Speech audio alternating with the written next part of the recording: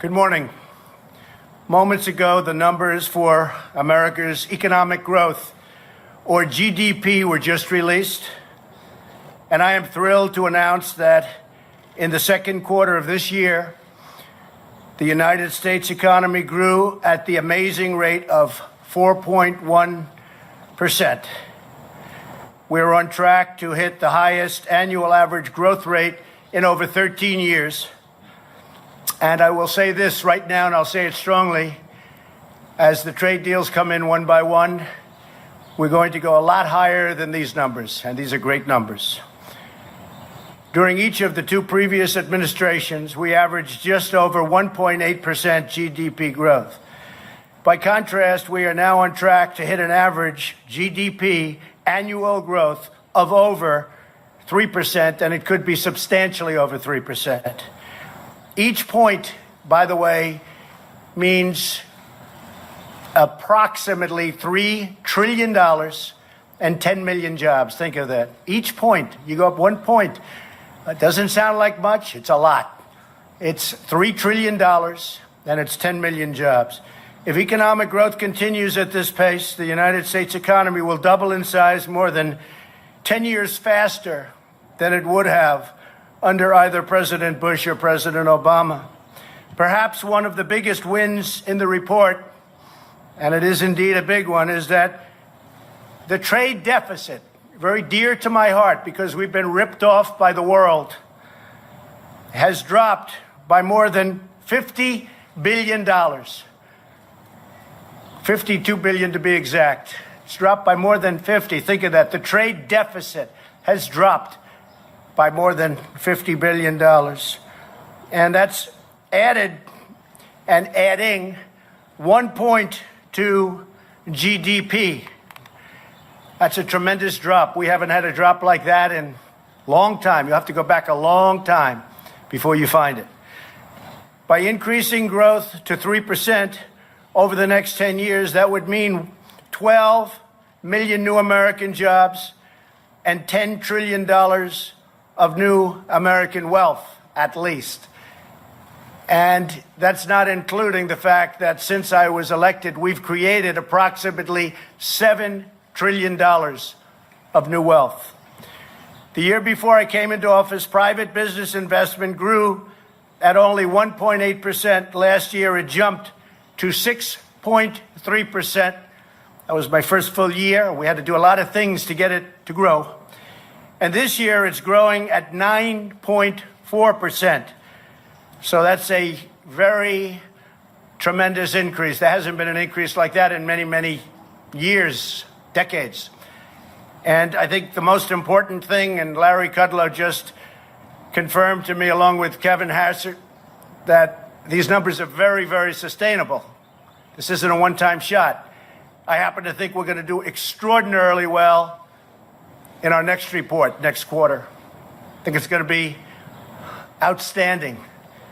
I won't go too strong because then if it's not quite as good, you'll not let me forget it. But I think the numbers are going to be outstanding. We've accomplished an economic turnaround of historic proportions. When I came into office, 1.5 million fewer prime-age Americans were working than 8 years before. We had lost almost 200,000 manufacturing jobs under the previous administration, and you all know, they say, well, you have to lose manufacturing jobs. It'll get worse and worse. Manufacturing jobs are obsolete. No, they're not obsolete. They're the greatest jobs we have. More than 10 million additional Americans had been added to food stamps past years. But we've turned it all around. Once again, we are the economic envy of the entire world. When I meet the leaders of countries, the first thing they say invariably is, Mr. President, so nice to meet you. Congratulations on your economy. You're leading the entire world. They say it almost each and every time. America is being respected again, and America is winning again because we are finally putting America first. Everywhere we look, we are seeing the effects of the American economic miracle. We have added 3.7 million new jobs since the election. a number that is unthinkable if you go back to the campaign. Nobody would have said it. Nobody would have even, in an optimistic way, projected it. We are in the midst of the longest positive job growth streak in history. New unemployment claims have recently achieved their lowest level in almost half a century. The African American unemployment rate has achieved the lowest level in recorded history. African American unemployment is the best it's ever been in the history of our country. The Hispanic unemployment rate has reached the lowest level, likewise, in history. The Asian unemployment rate has recently reached the lowest level, again, likewise, in history. Women unemployment rate recently reached the lowest level in 65 years, and soon that will be in history. Give it another 2 or 3 weeks. Veterans unemployment is at its lowest level in 18 years, and that number is rapidly going up, on top of which we just received and won from Congress choice, where veterans can go out and see a doctor if they can't get service, the service that they deserve. Unemployment for disabled Americans has hit a record low, lowest in history. More than 3.5 million Americans have been lifted off food stamps, something that you haven't seen in decades. 3.5 million Americans have been lifted off food stamps. That's because they were able to go out and get a job. And they're going to love their jobs. 95% of American manufacturers are optimistic about their company's outlook. And that's the highest level also in history. And that's an old survey, been around a long time. Manufacturing wages are expected to rise at the fastest rate in over 17 years. Business and consumer confidence has reached historic highs. So far this year, American exports are up nearly 20%. I've only been here a little more than a year and a half. Over the same period in the year before I took office, we've become a net exporter of natural gas for the first time since 1957. We've gotten rid of tremendous amounts of regulations, which allows us to do things. And we still have tremendous regulations on clean air, clean water, the environment. It's very important to me, very important to everybody. But we had unnecessary regulations that were hurting our economy and hurting our country. We have eliminated a record number of job-killing regulations. And with the help of Republicans in Congress, we passed, without one Democrat vote, the biggest tax cuts and reform in our history. And as you know, the Democrats want to end that and raise everybody's taxes. That will be a disaster for our economy. As a result, more than 6 million Americans are now enjoying new bonuses, better jobs, and far bigger paychecks. Yet every single Democrat voted against the tax cuts, every single one. We didn't get one vote. They voted against working families. They voted against small businesses. Not good. In the first 3 months after tax cuts, over $300 billion poured back into the United States from overseas. We think it's going to be, in the end, when completed, over $4 trillion will be back into our country. Apple alone is bringing in $230 billion, and they're building new plants. They're building a magnificent campus. They're going to be spending their money very wisely, but they're spending it in our country, not in some other country. That was made possible by the new tax cut and reform plan. At the same time, we are finally cracking down on decades of abusive foreign trade practice. We were abused by companies. We were abused by the companies within countries. But in particular, we were abused by countries themselves, including allies. Abused like no nation has ever been abused on trade before, because we had nobody watching. They stole our jobs, and they plundered our wealth. But that ended. Yesterday, I was at Granite City Steel, in Illinois. It was an incredible sight. We had an audience of steel workers, some of the roughest, toughest people you've ever seen. And half of them had tears coming down their face. I don't know if these people ever cried before in their life, to be honest. Half of them had tears coming down because we opened a tremendous United States steel plant. They're opening up 7 other plants. And the steel industry is back. They're open for business. And we need the steel industry. And the tariffs did it.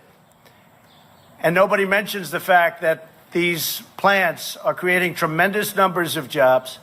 Tremendous. And billions of dollars are pouring into the United States coffers. Billions of dollars. But we're getting jobs. We're getting money coming in. We're respected. And eventually the steel prices will really start to go down because all of these new plants are going to be competing against each other. But we won't have foreign countries dumping, that's the word they use, dumping, steel all over the place and destroying our factories, destroying our plants, destroying our companies, and destroying our jobs. Since I was elected, we've added 400,000 new manufacturing jobs. Remember, that was the obsolete deal. Obsolete. I used to say, why is it obsolete? We have to make things. Manufacturing jobs are among our best jobs, and we're just getting started. We've also liberated millions of Americans from the crushing burdens of Obamacare. The cruel individual mandate penalty is gone. That's where you pay a lot of money for the privilege of not having to buy bad health care and pay for it. It's gone.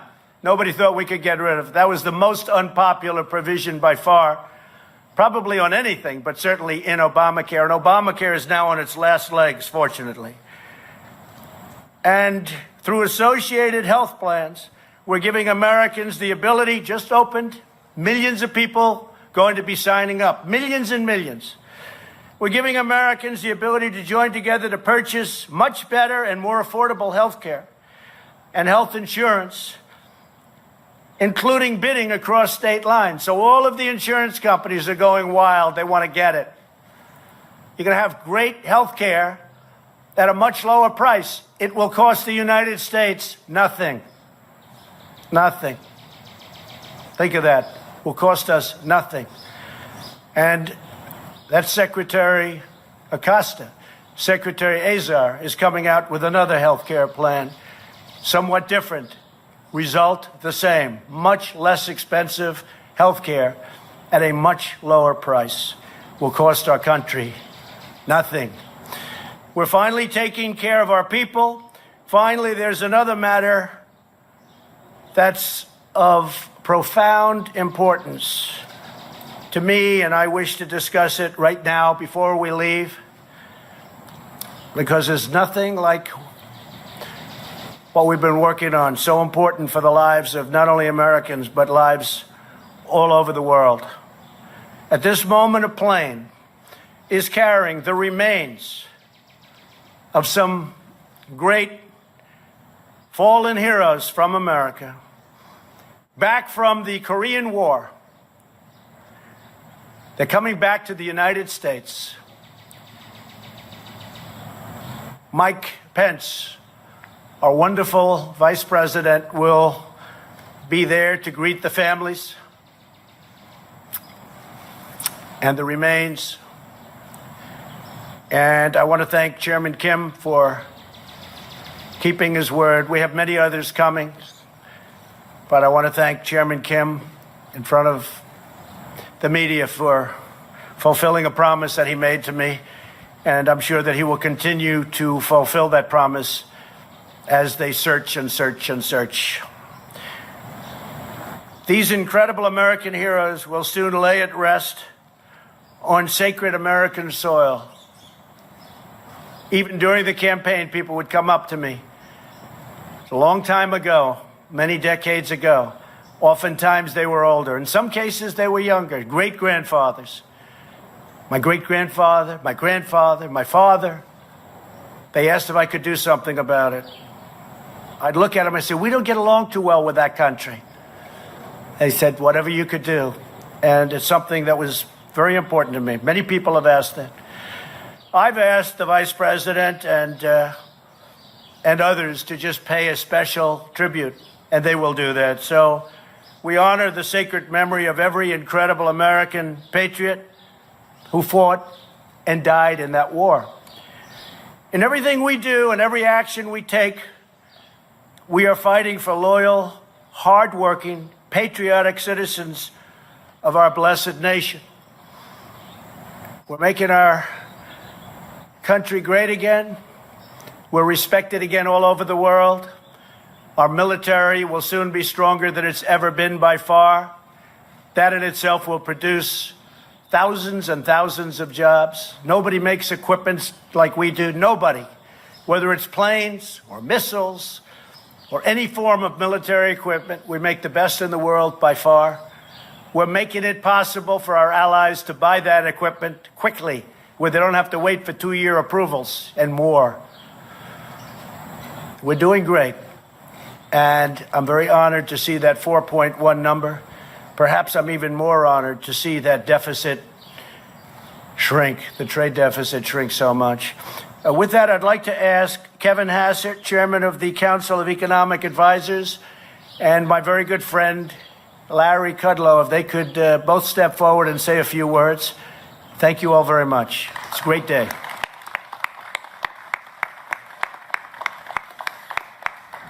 Thank you very much, Mr. President, and thank you for your leadership and for the faith that you put in me when you offered me this job. And thank you for standing up for our veterans. My father and my uncle both fought in the Korean War, and you just can't imagine how much it means to those veterans that you didn't forget their comrades. You know, as an economist, it's my duty, sir, to remind that we should not make too much of one number, right? How often do we hear economists say that?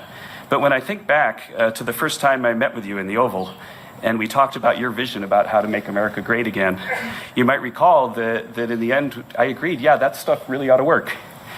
And the fact is that if we look at the data today, that we can see the proof of the pudding, that the president's policies are working, and it's not just in the top line, but it's in the details. So the president said that if we deregulate the economy and have a tax reform, that there'll be a capital spending boom because the factories will come back to America. If you look at the data, then the factories are booming again. The president said that if we emphasize energy production here in the U.S., that we could become a dominant energy economy, even an energy exporter. Well, if you look at the data today, one of the reasons why the data are so strong is that drilling and mining activity skyrocketed in an almost unprecedented way.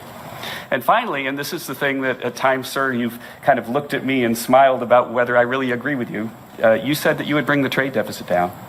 And you have. The $50 billion reduction in the trade deficit proves that if you stand up for America's workers and let our allies know that deals that aren't reciprocal are unacceptable, then you can make a lot of progress. And so thank you very much for your leadership, sir, and for your faith in me. Thank you, Kevin. Great job. Thank you. Good job. Thank you, sir. Thank you, sir. It's a little warm out here, so I'll be as quick as I can. I want to reiterate what the President said and my pal Kevin Hassett. Look, we've had a pro-growth agenda. It has been in place for a short while. It is already beginning to work. Low tax rates, rollback of regulations, unleashing energy and trade reform to fix a broken world trading system. I just want to note in the numbers, and this is becoming a trend, business investment is booming.